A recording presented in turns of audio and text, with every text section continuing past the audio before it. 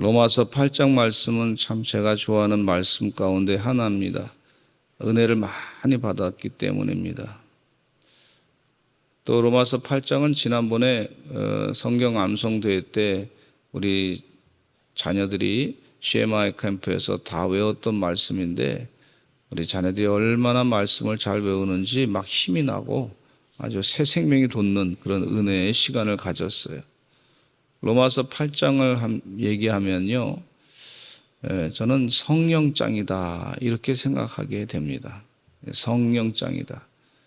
히브리서 11장은 믿음장이다 그렇게 보고 있고, 또 고린도전서 13장은 사랑장이다 이렇게 보고 있고, 또 15장은 고린도전서 15장은 부활장이다 이렇게 보고 있는데, 저는 이 로마서 8장에 대해서는 성령장이다. 성령에 대해서 잘 말씀해 주시고 있는 그런 은혜의 말씀이다. 그래서 거기 말씀 가운데 로마서 8장에 보면 그리스도의 생명의 성령의 법이 죄와 사망의 법에서 너를 해방하였습니다. 이런 말씀이 있어요.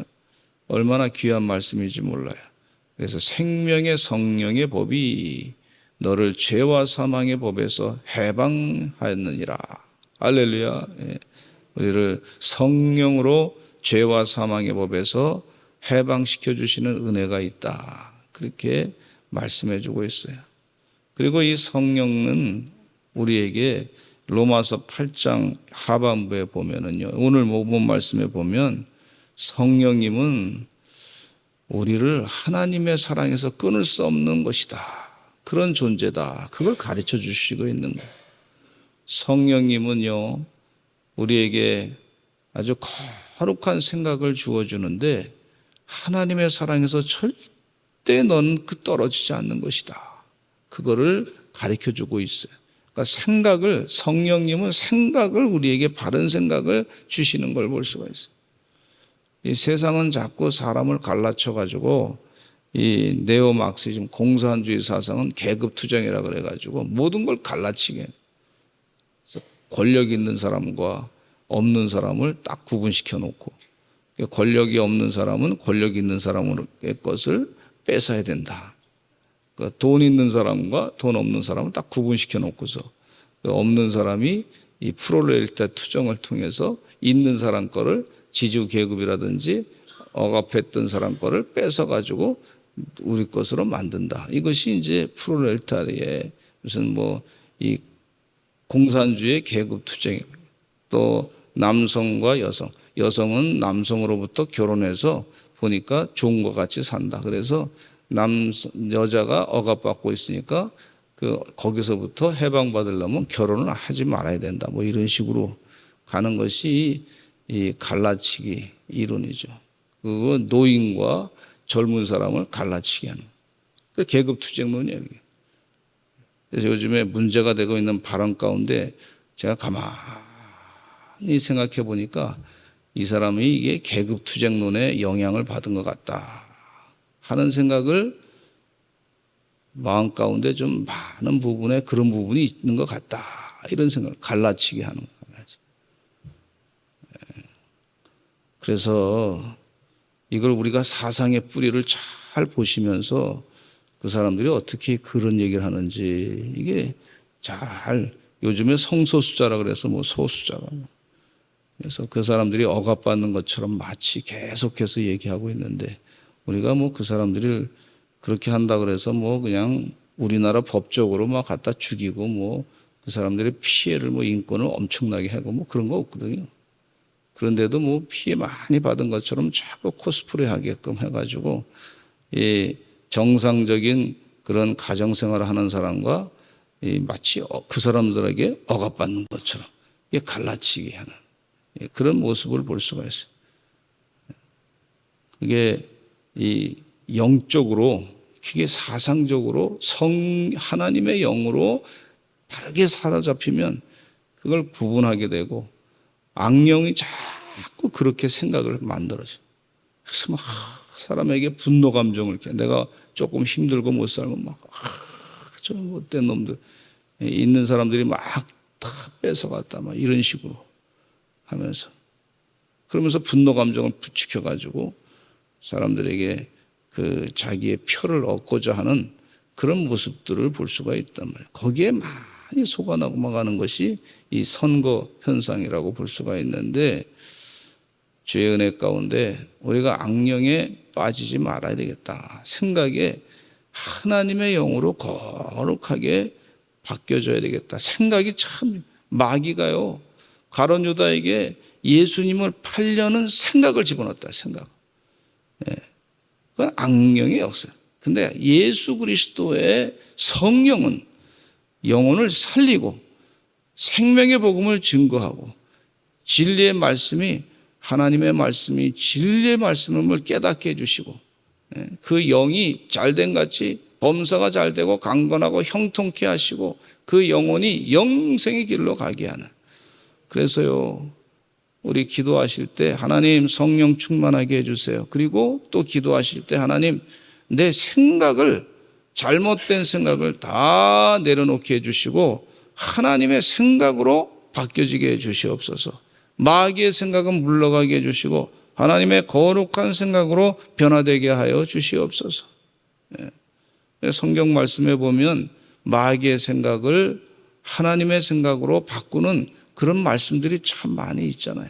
항상 기뻐하라, 쉬지 말고 기도하라, 범사에 감사.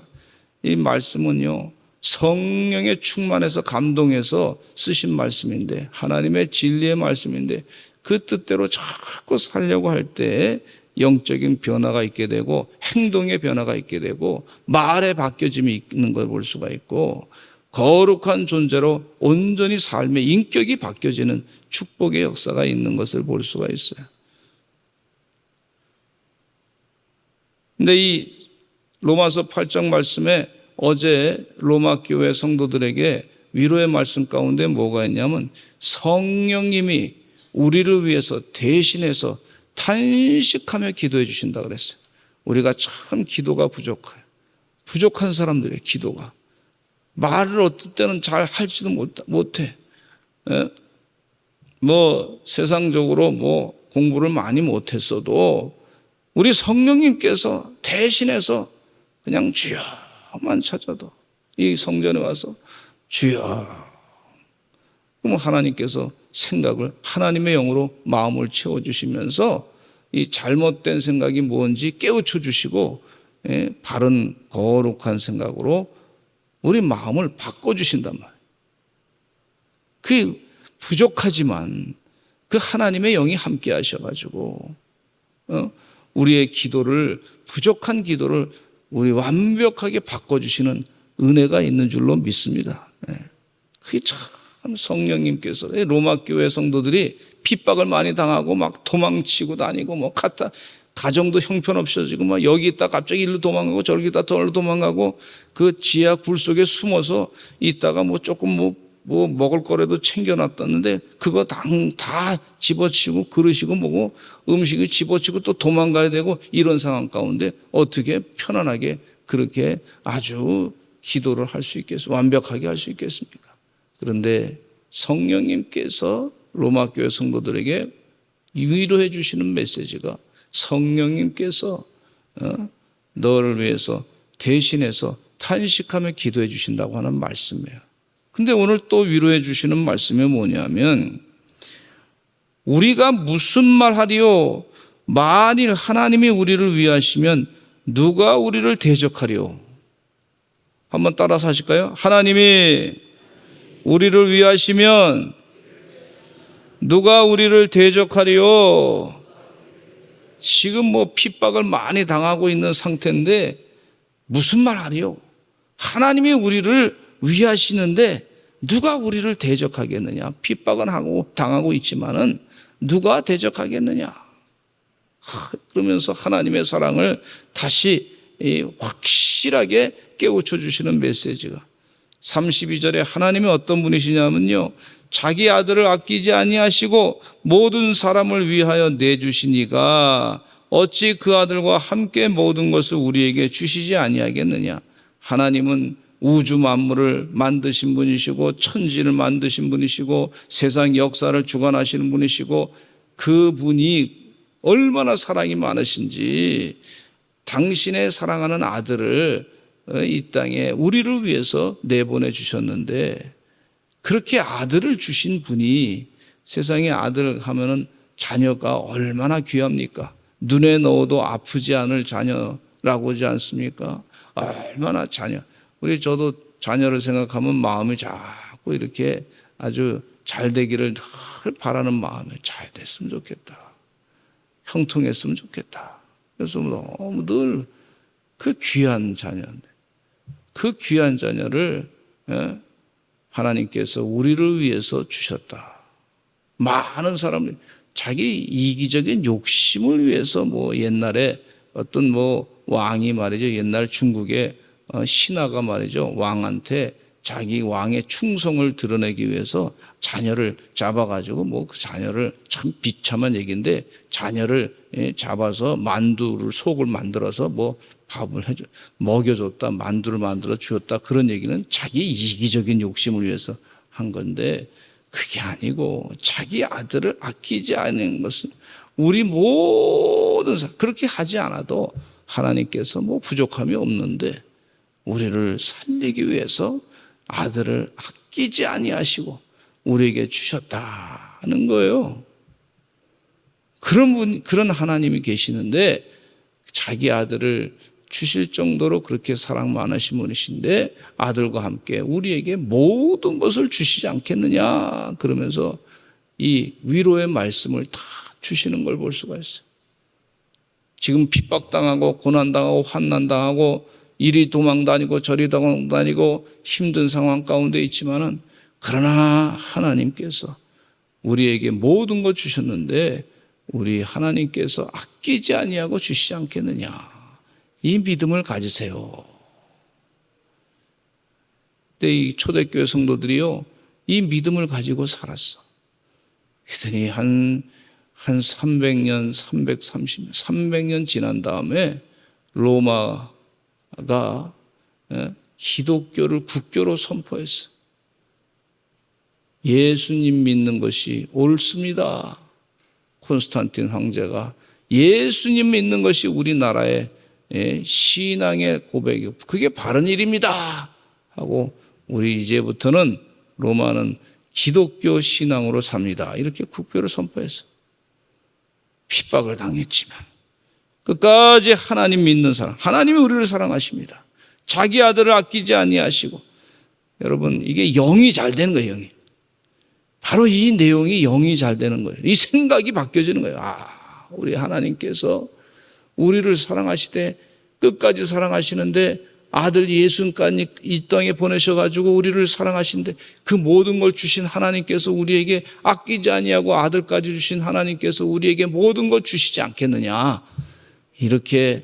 그리고 현재의 고난은 장차 다가올 영광과 비교할 수 없도다, 이 말씀이 말이죠, 생각이 변화돼가지고 바뀌어져가지고, 마귀의 생각으로는 우리가 이렇게 고난당하다 죽고 인생이 아주 아무것도 아닌 것처럼 별별 없겠지, 희망이 없고 소망이 없고 절망 가운데 있는, 그렇게 하는 것이 마귀의 작전인데, 그런 마귀의 생각에서부터 확 뒤바뀌어진 로마에서 이 말씀을 통해서 소망의 메시지를, 희망의 메시지를 주신.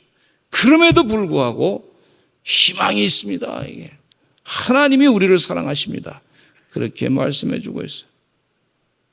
33절에 이런 말씀이 있어요. 누가 같이 한번 읽어보겠어요? 34절까지 33절로 34절 시작. 누가 능히 하나님께서 택하신 자들을 고발하리요, 의롭다 하신 이는 하나님이시니 누가 정죄하리요, 죽으실 뿐 아니라 다시 살아나신 이는 그리스도 예수시니 그는 하나님 우편에 계신 자요 우리를 위하여 간구하시는 자신이라. 할렐루야. 누가, 하나님이 우리를 사랑하시는데 누가 우리를 고발하겠느냐, 누가 우리를 정죄하겠느냐, 그렇게 말씀해 주시는 것을 볼 수가 있어요. 주의 은혜 가운데 마귀가 어떻게 우리를 고발하겠느냐, 마귀가 어떻게 우리를 정죄하겠느냐. 지금 핍박 고난 당하고 있지만은 누가 고발하겠느냐. 이게 참 고발 많이 당하고 당신이 죄졌어 예수 믿으니까 뭐 이렇게 막 정죄함을 당하는 상황인데도 사도 바울은 그거 아니다 이렇게 마귀의 공격을 하나님 믿음으로 막 선포하고 그걸 물리치는 걸 볼 수가 있어요. 이런 영적인 사도 바울의 신앙 고백으로 승리하며 사시기를 간절히 축원합니다. 부활장에는요 사도 바울이 예수님 부활하심을 확실하게 전하면서 누가 이 사망에 이 사망아 네가 쏘는 것이 어디느냐 사망아 너 나를 공격해봐라 이미 우리 주님이 부활하셨다 그러면서 사망 권세를 부활의 신앙으로 물리치는 걸 볼 수가 있어요. 주의 은혜 가운데 이런 믿음을 가지고 사시기를 간절히 축원합니다. 35절에 보니까 누가 우리를 그리스도의 사랑에서 그러므로 그리스도의 사랑에서 끊으리요 환난도 당하고 공고도 당하고 박해도 당하고 기근도 경험하고 적신 벌거벗은 벌거벗는다는 것이 죽음의 위기의 이 상태 참 부끄러움 많이 당하잖아요. 예수 믿는 사람 핍박당할 때 위험도 당하고 칼도 당하고 종일 우리가 주를 위하여 죽임을 당하게 되면 도살당할 양같이 여김을 받았나이다. 그러나 그럼에도 불구하고 그리스도의 사랑에서 끊을 수 있는 것은 아무것도 없습니다. 마귀는요 이 여러 가지 환난을 주고 믿는 자들에게 공고함도 주고 박해도 경험하게 하고 기근, 적신, 위험, 칼 이런 걸 통해 가지고 마귀가 공격하는 게 뭐냐면 너 하나님의 사랑 못 받아. 너한테는 하나님의 사랑이 없어. 이게 마귀의 아주 굉장한 공격입니다. 이게. 우리가 주변 사람들 가운데도 좀 어려움 당하면 욥의 고난을 겪고 계십니다. 요셉의 고난을 겪고 계십니다. 이렇게 생각해야지. 저 사람은 하나님의 사랑에서 끊어졌나 봐. 이러면 큰일 나는 거예요. 이게 잘못돼요. 그럼에도 불구하고 하나님의 사랑이 있습니다. 아멘. 내가 혹시 그런 일을 당한다 할지라도 그럼에도 불구하고 하나님이 나를 사랑하십니다. 날 사랑하시 날 사랑하시 날 사랑하시 성경에 써 있네. 아멘. 이 나를 사랑하십니다. 환난도 당하고 때로는 벌거벗김도 당하고 말이죠. 부끄러운 수치를 다 드러나게 그래도 우리 주님의 사랑에서 우리를 끊을 수 있는 것은 아무것도 없습니다. 이 사도 바울이 그걸 선포하는 거예요. 우리 사랑하는 성도님들도 그렇게 선포하고 사시기를 간절히 축원합니다. 우리가 예수 믿는다고 환난 당하고 위험도 당하고 공고도 당하고 박해도 당하고 기근도 경험하고 적신, 위험, 칼 그런데 그렇게 뿐만 말씀하실 정도가 아니라 우리 37절로 보면은요 같이 37절 읽어보겠습니다. 시작. 그러나 이 모든 일에 우리를 사랑하시는 이로 말미암아 우리가 넉넉히 이기느니라. 우리는 이 마귀 세력의 공격에 의해서 지는 것이 아니라 주님의 사랑으로 말미암아 넉넉히 이긴다. 이겨도 아주 엄청난 차이로 이긴다. 이렇게 말씀해 주고 있어요. 주님의 사랑으로 이기는 줄로 믿습니다. 여러분 하나님의 사랑을 자꾸 깨닫고 감사하고 체험하는 사람은 이게요 암을 연구하는 학자들이 사람의 심리에서부터 면역세포가 나온다 그러더라고.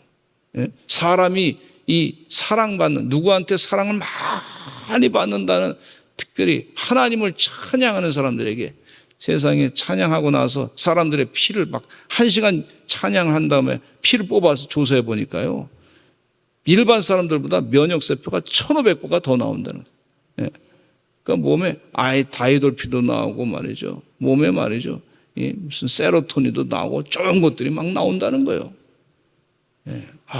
이게 하나님의 사랑을 경험하는 게 얼마나 중요한지, 이 생각이, 이 영적인 생각이 얼마나 소중한 것인지를 말씀해 주고 넉넉히 이기는 삶을 살게 될 줄로 믿습니다. 그래서 자꾸 힘들 때 찬양 많이 하시고 하나님 말씀을 자꾸 묵상하시고 기쁨으로 찬양하시고, 찬양할 때는 아픈 거를 좀 잊더라고요. 좀 그렇더라고요. 찬양 많이 하시기를 간절히 축원합니다. 38절로 39절 결론적인 말씀인데, 앞에 있는 그리스도의 사랑에서 끊을 수 없는 그런 내용을 다시 또 반복해서 말씀해 주시는 은혜의 위로의 말씀이라고 볼 수가 있는데, 같이 읽어보겠습니다. 시작. 내가 확신하노니 사망이나 생명이나 천사들이나 권세자들이나 현재일이나 장래일이나 능력이나 높음이나 깊음이나 다른 어떤 피조물이라도 우리를 우리 주 그리스도 예수 안에 있는 하나님의 사랑에서 끊을 수 없으리라 그랬어요. 하나님의 사랑에서 끊을 수 없다 그랬어요. 이게 진리입니다. 이 진리의 말씀이에요. 근데 이게 참 심정적으로 잘 혼적으로 또 감정적으로 느껴지지 못할 때 안타깝단 말이죠. 그래서 기도하실 때 하나님, 내가 이 하나님의 사랑을 참 많이 깨닫기를 사모합니다. 주여 성령님 도와주셔서 깨우쳐 주시옵소서. 하나님 나를 변화시켜 주셔서 하나님의 사랑을 많이 깨닫는 사람이 되게 해 주시옵소서. 이게 참 소중한 그런 하나님의 영적인 내 영이 잘 되는 거란 말이지. 이런 은혜 가운데 사시는 하나님의 귀한 종들이 되시기를 간절히 축원합니다. 우리 다 같이 주여 많이 하시고 통성으로 기도하겠습니다. 하나님, 내가 하나님의 사랑을 많이 깨닫게 해 주시옵소서. 하나님의 사랑과 그 은혜를 많이 알게 해 주시옵소서. 아직도 감정적으로 좀 뭔가 마음에 꺼적적하는 것들이 있는데, 하나님 그것을 통해서도 하나님 사랑이 무엇인가 깨닫기를 소원합니다. 여러 가지 방법으로 역사하시는 하나님의 은혜가 있게 하여 주시고 사랑을 깨닫게 해 주시옵소서. 우리 간절하게 또 우리 자녀들도 이런 하나님의 사랑 깨닫게 해 주시고, 지금 환난당하는 우리 이웃들도, 고난당하는 이웃들도, 예수 믿는다고 힘들어하는 이웃들도 하나님의, 예수 안 믿는 영혼들도 하나님의 사랑을 다 깨닫게 해주시고 그 영혼이 바르게 서게 하여 주시옵소서. 우리 다 같이 주여 많이 하시고 통성으로 기도하겠습니다. 주여